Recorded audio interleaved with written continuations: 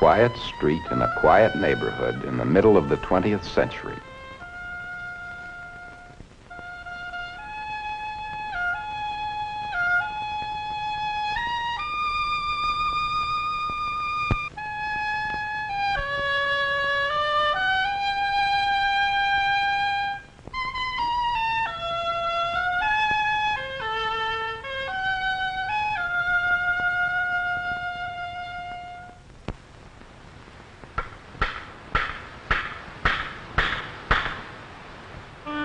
When you look for a house, what are you looking for? What do you see? Where people lived in square, fine, ample houses, the ferocious slums.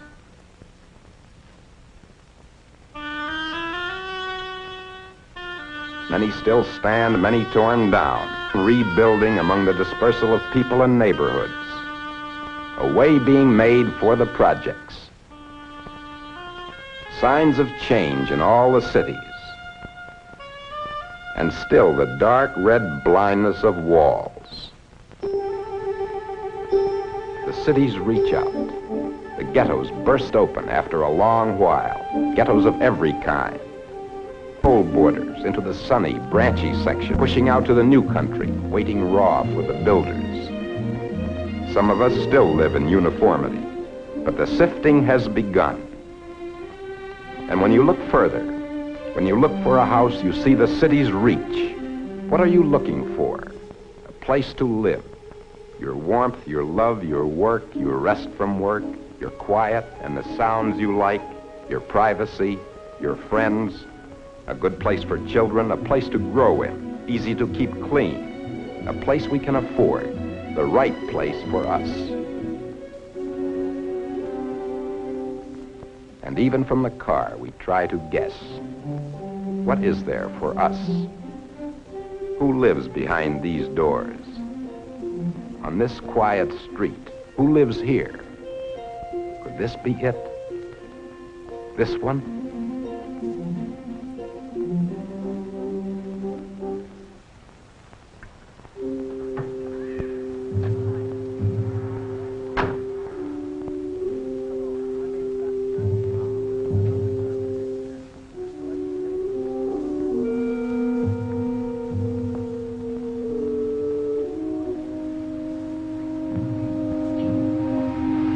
I don't think Mr. Candy would sell to them. Take another look.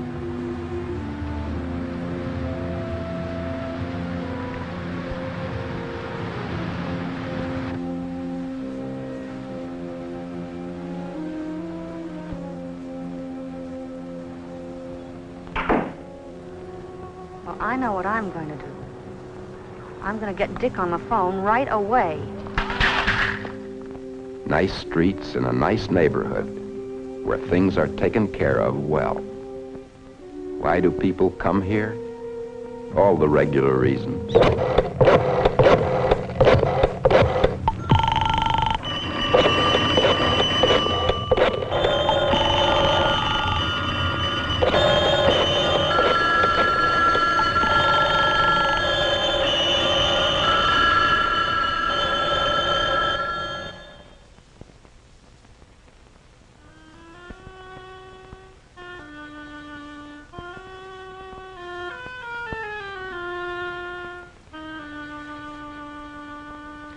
This room, this is what I mind leaving the most. So many little things. Bob seeing Ginny in her wedding dress here for the first time. That night we got back from the hospital after little Laurie was born. Suddenly we were grandparents. Christmases, birthdays. Don't you feel that way about the room? Oh, of course you don't. Sure I do. Well, tonight, when I was burning the leaves, I felt that again. Not just about the room or the house, but the whole neighborhood. Something about the people here. I just hate to pull out. We haven't moved for ages. When you think of the way most people move all the time. Do you remember the year Jenny was born? 3 places we lived that year. Wasn't that awful? I'll get it. It's pretty late. Yes? Yes, this is Mrs. Candy. There must be some mistake.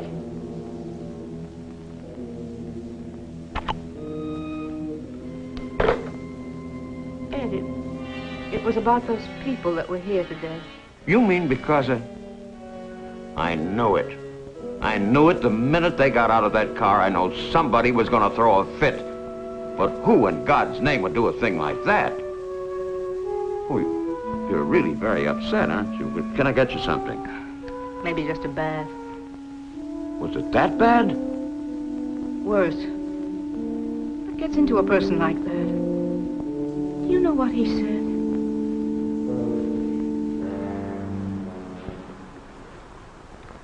Hello, Tom. How have you been? Fine, Ed. You? No complaints. By the way, Tom, you going to lodge making Thursday? Always do, don't I? Well, is there anything the matter? I just don't understand you, Ed. You've always been a pretty regular guy. A credit to the neighborhood, too. I'm the same guy I've always been.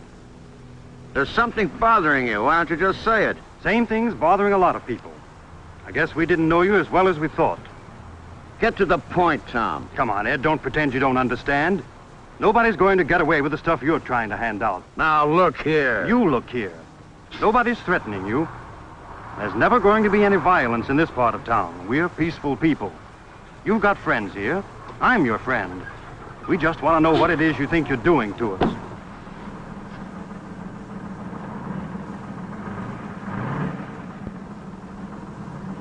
A quiet street, a quiet neighborhood. Never any trouble here. None at all. So I got off that bus and came straight here. Well, there's nothing to worry about, Ed. Nothing at all. Everybody knows you as an ideal citizen. But, frankly, let me give you a little friendly advice. Take that sign down. Your house is a desirable property. We'll turn up the right buyer for you. I hear what you're saying, Ted, but don't turn on the bedside manner. You struck me as upset. Tom Elder was upset. Tom Elder didn't walk in my door. Can't blame Tom, Ed. People get nervous, you know. They worry. I told him it's probably all a mistake. We all know you wouldn't do anything out of line, Ed. Out of line? What in heaven's name are you talking about? Some people came to look at my house. They were Negroes. I haven't done anything, yet. Now, take it easy, Ed. I'm not Tom Elder, you know. Look, let's face it. If you want to sell your house, I want to sell it for you. That's what I'm here for. That's my business. But there's some things you just can't do. That sign. It's a terrible thing. Sort of an open invitation to anybody. You've been around here long enough to know we don't do things that way. Now, listen. I've had a dozen people in here would have taken your place. I didn't let them get as far as you. I've got to consider the community. You're leaving, but there are a lot of us who are going to be here for a long time. Now, take a tip from an old friend. Forget this whole thing and let me take care of your house. Out of line. Well, that's Ted Moats for you. Well, you either see things his way or you're out of line. Well, the minute those people showed up, I knew there was going to be some talk. But what was I supposed to do, slam the door in their face? Where's Laurie? She was here a minute ago. Oh, she's outside playing with Bobby. He's got a new bike and he promised to give her a ride. Oh, Bob, how about some fishing this Saturday? Weather's still good. Laurie could come along with us. No, nothing doing, Dad. Bob promised to put up the wallpaper in the dinette weeks ago, but he can find the darndest excuses for not doing it.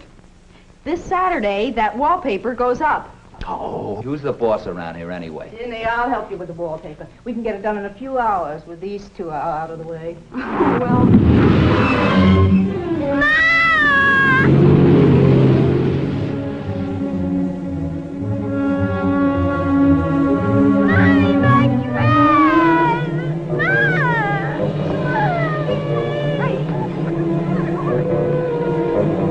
Never to be the same again. At the first sign of the first family entering, the street responds with the old questions. Why do they go where they're not wanted? Why in a neighborhood like this? Now the old cries, running the place down and values down, wanting our girls. Now images rise up. Riots at night, murder, rape, images of violation, fears that lie deep in people's lives. And a man stands suddenly alone.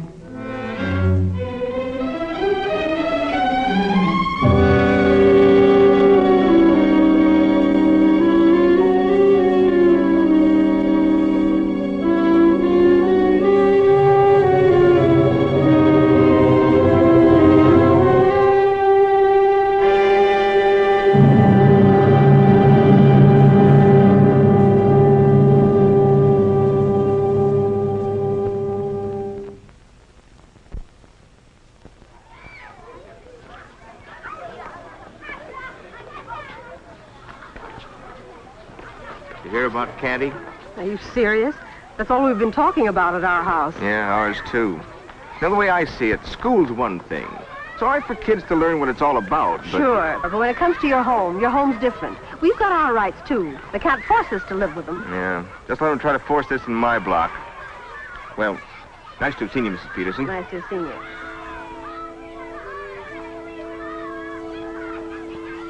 They play. They play. And of course, they're all different. But what does it mean when one level is kept? One color, one group. What their grown-ups think of as one kind of people, shutting out the rest. Even here, playing. Are they cut off from part of life? Are they cut off from part of themselves in refusing to touch the variety, the richness, the texture of reality that is always there for us? These children and this place.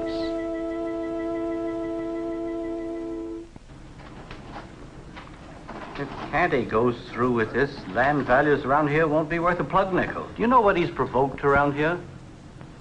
I've heard that some young idiots thought they had to protect the honor of the community. Just what Ed's done, I don't know. Well, if you want to hide your head, okay. But I can't. I've had a steady stream of complaints since we opened this morning. That's good, Ted. Shows a fine spirit. That paint splashing was a real violation of this place. When I saw it this morning, I was pretty upset. No, Ralph. Complaints against Canty. I see.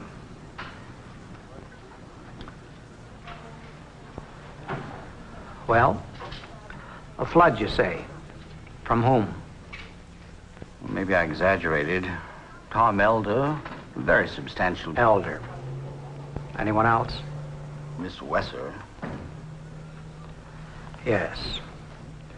Well, we've both known Miss Wesser for years. What did she say? Well, it wasn't so much what she said. When you're dealing with complaints, it's precisely that. Just what did Miss Wesser say? She said she couldn't stand the smell. Listen, I've got nothing against those people, but why go looking for trouble? Property values in this neighborhood will go to pot if we don't stop what Kent is doing. Now, look, Ted. I'm a practical man. You don't work for this bank very long unless you are. I have to talk to you from two positions. From my own and from the bank's. They're not necessarily the same. We can't have people like Tom Elder and Miss Wesser throwing us into a panic. Land values don't have to go down. Not if the people in the community act like they believe in themselves. No. Here's an article reported in the New York Times which says that the official organization of home appraisal experts finds that land values actually have gone up in this type of situation. Oh, come on now, Ralph. You can do anything with figures, you know that. The important thing is we don't want anything like that to happen here. I've got 2 daughters, you know. What's the point, Ted? Well, I'd like the bank to get word around that... No, strike that out. I hope that you and the bank will reach a policy decision on real estate loans that will reassure the homeowners of this community. And the merchants. And the service companies. That's quite a package. Look, Ted, you know I don't make the decisions around here. I'll tell you what. I'll call downtown and see what they say. Well...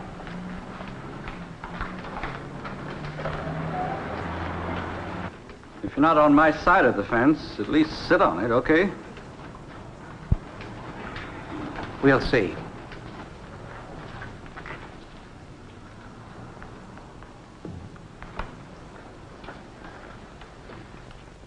It's hard to know what's right and what's wrong. It's the most difficult thing we ever faced.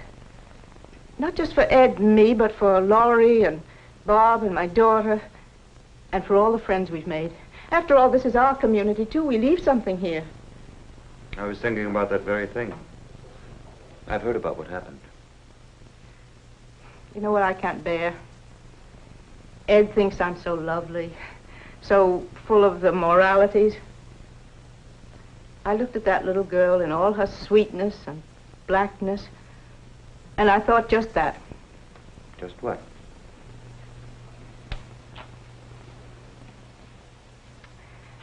Black. That's what I thought. Black, like them, I thought. And everything I'd heard as a child came back to me. Don't go near one. Don't go into cellars, even with one you know. You'll be killed. You'll be lying in a ditch dead. You'll be worse. But that stain was black. They're not really black, are they? When I looked out of the window and that car drove up and he got out, I thought, no. You know how I was brought up, narrow. No evil, but not much good, as a matter of fact. Not much soul.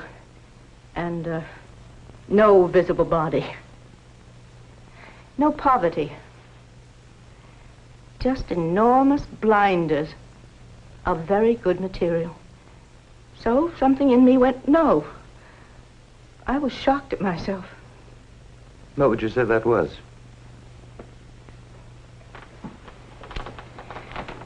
Some shred of prejudice and an infinitesimal spark of human feeling. Isn't that awful? To be ashamed by oneself? No. That first moment, I didn't want them even to look at the house. And then we got talking, and I began to like them. After all, it's a house that they want and that they can afford. And then, when I tried to clean Laurie's dress, something happened. I want them to have the house. That's the first awful thing you've said, Carol. But I want them to be like anybody else. They'll have a house they want and can pay for. The reason. The fact that it's your anger, your resentment of what happened to Laurie, your hatred that's inviting them to live here. It's not a motive. Yes, I see. How does the church stand on this? Where do you stand? The church sees it as a challenge.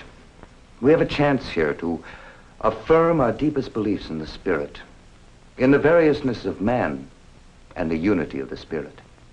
But not all the church thinks this way. No, not all. But enough of us. Take a look at this, Carol. It's a declaration of conscience, a statement of basic principles used as a focal point by those people in a community who refuse to allow ignorance and fear and hate to wreck their neighborhood. Now, this problem is the greatest challenge the church has had to meet in a long time. It's not always easy meeting challenges, but this sort of thing can help us to meet our responsibility. It's a place to begin. Sit down, Ted. I'll stand, Ralph. Well, what's the answer? You understand this is an informal statement. It also may be taken as a statement of bank policy. It is concerned only with that aspect of the problem, if it is a problem, that affects us as a financial institution. This bank is in the business of making sound loans properly secured. Period. Sound loans. What does that mean? If this happens here, there won't be many loans worth making, and you know it. I think there will. And there are others in the community who think so, too. In my experience, the question of whether a man pays his debts has nothing to do with the color of his skin or where he came from. You know what'll happen? What, in your opinion? Opinion, this is a fact. The better element will leave. We'll have a slum on our hands. Ted, I think that depends on us. All right, Ralph. Now we know where we stand. You go ahead and talk about bank policy, but I'll tell you one thing. Once something like this gets started, you don't stop it. And if anybody around here is going to sell any real estate, it's going to be Ted Moats.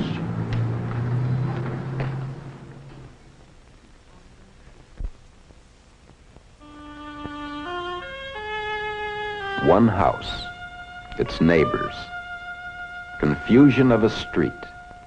They'll try to keep it from flaring up, but each of them has fears that rage and threaten. Threats that seem to come from outside. When you were a child, what was it? The Jews, the Poles, the Irish, Italians, Chinese? These fears are real. About their homes, yes. Is their money threatened? They believe it is. Threat to their social standing guarded so long? They think so. And the law's beginning to recognize this. You can't legislate that. You can't do what? I mean, you can't force tolerance by law. Of course you can't.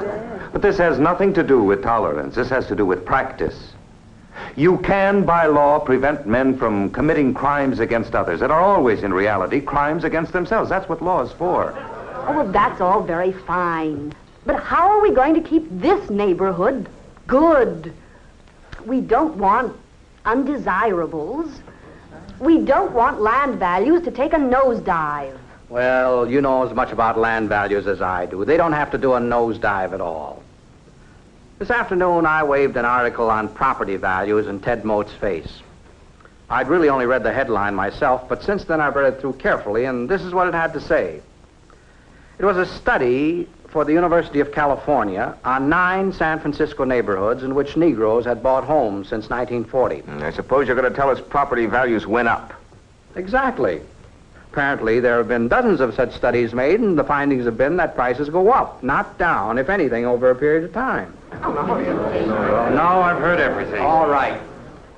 I'm a banker by profession. No heart, very limited kind of head. A man's wallet is his castle, that kind of imagination. All right? Well, let me tell you this. A man's a desirable neighbor if he's financially all right and he doesn't throw beer cans all over his front lawn.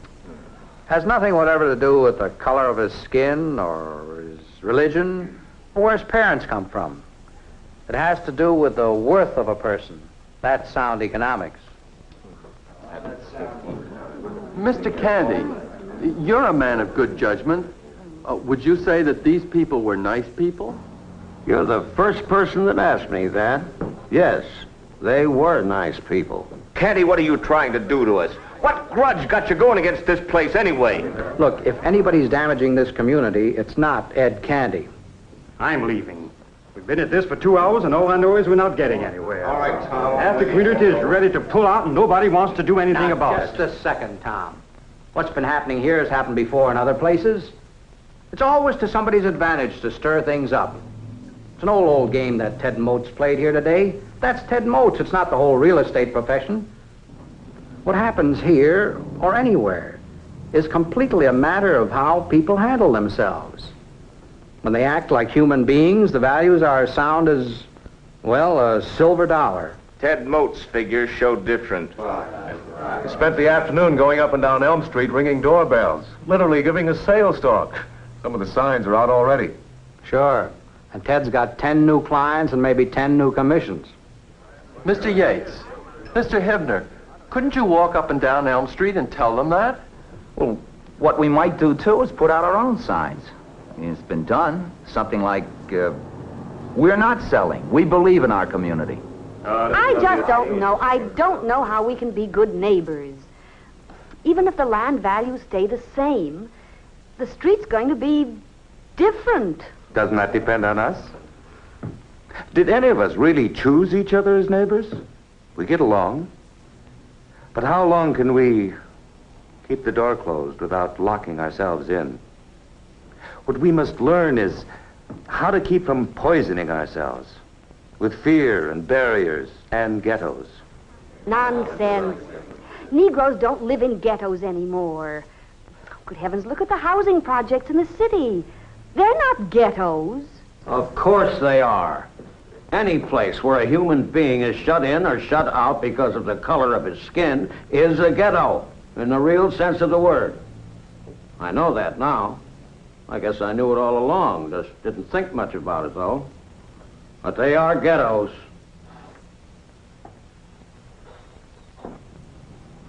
Well, Mr. Candy, it's not really up to us, you know. It's up to you alone whether the sale will be made. No, Jim. You're wrong there. What I do isn't nearly as important as what you do. That's what this is all about tonight. He's right. We can't duck it. Ed Candy's decision is his own, but that's no longer important. It's what we do that counts. This isn't about one man and his house. This is about us as a community. And it has to be fought out in the white communities, in the white people, each in himself. Now it's been said, the community is engaged. As we move toward this beginning, there's a quickening of pace. You can see it right here in these people as they begin to face up to their problem. We need ourselves, freed from our old slaveries and exclusions. We are fighting for a sense of community. In order to have that ever, we must look at what we have been excluding. We need ourselves in all our pride of differences to lift the old threat that brought us here. The way we meet the difference in people, this can give us strength. The range, the variousness that we have, this is a source of power always when it is met well and used. This possibility is very great just now. It is whatever we feel and do and think when we go out of here and go home tonight. It is deep in what we are prepared to give, what we feel surely, in the people around us, in ourselves, all the way home.